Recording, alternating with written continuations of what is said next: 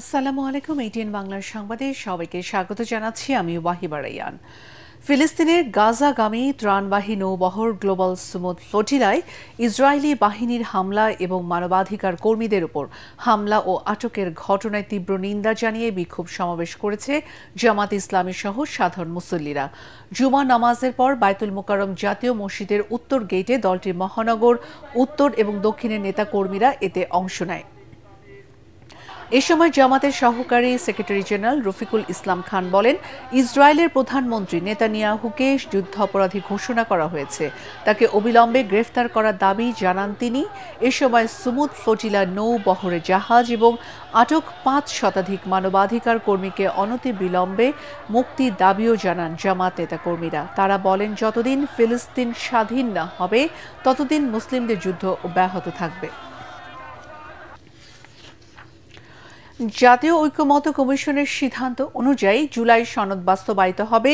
এখানে আইনগত কোনো বাধা নেই বলে জানিয়েছেন অ্যাটর্নি জেনারেল মোহাম্মদ আসাদুজ্জামান।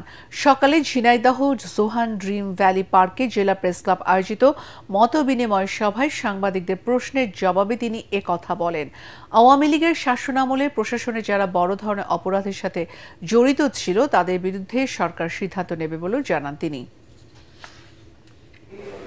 আওয়ামী লীগের শাসনামলে পুলিশ বলেন, জুডিশিয়ারি বলেন, সিভিল ব্যুরোক্রেট বলেন, সমস্ত প্রতিষ্ঠানগুলোকে এমনভাবে করা হয়েছিল তারা চাকরি করেছেন।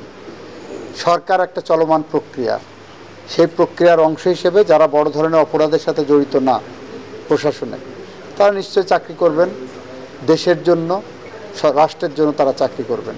সেখানে সরকার অপরাধ বিবেচনায় নিয়ে তাদের বিষয়ে সিদ্ধান্ত নেবে। আগামী নির্বাচনে জামাত ইসলামী ৩০০ আসনে প্রার্থী দেবে বলে জানিয়েছেন দলটির সেক্রেটারি জেনারেল মিয়া গোলাম পারওয়ার।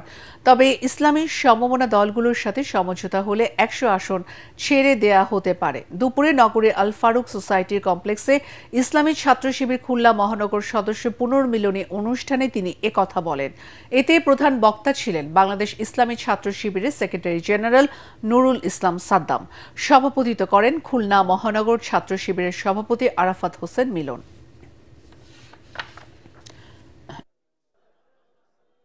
কমপক্ষে ২০০ আসনে আমরা ইনশাআল্লাহ ইলেকশন করব। ১৫০ কিছু, মানে ১৫০ না, ২০০ যদি থাকে বা যদি বেশি থাকে, হয়তো ১০০ বা তার কিছু কমও যদি ছাড়ি, তাহলে এমন কিছু আসন থাকবে যে আমাদের ছেড়ে দিতে হবে। অথবা সেই আসনগুলো নতুন কখনো আমরা ইলেকশন করিনি, যে তার সম্ভাবনা একেবারেই ক্ষীণ, এরকম ২-৪টা আসনও কিন্তু থাকতে পারে। প্রকৃত গণতান্ত্রিক বাংলাদেশ প্রতিষ্ঠার স্বার্থে দেশের সব ইসলামী দলগুলোকে ঐক্যবদ্ধ হওয়ার আহ্বান জানিয়েছেন ইসলামী সমন্বয় পরিষদের প্রতিষ্ঠাতা চেয়ারম্যান অধ্যক্ষ doctor SM. Sarwar. Dhaka reporters ইউনিটিতে সংগঠনের সাধারণ সম্পাদক প্রকৌশলী বি.এম. এরশাদের সঞ্চালনায় জুলাই সনদ বাস্তবায়ন এবং আগামী জাতীয় সংসদ নির্বাচনে রাজনৈতিক দলের করণীয় শীর্ষক জাতীয় সংলাপে এ আহ্বান জানান তিনি। এ সময় জাসদ শাহজাহান সিরাজের সভাপতি মোয়াজ্জেম হোসেন খান মজলিস বলেন, পিআর পদ্ধতি বাস্তবসম্মত নয়।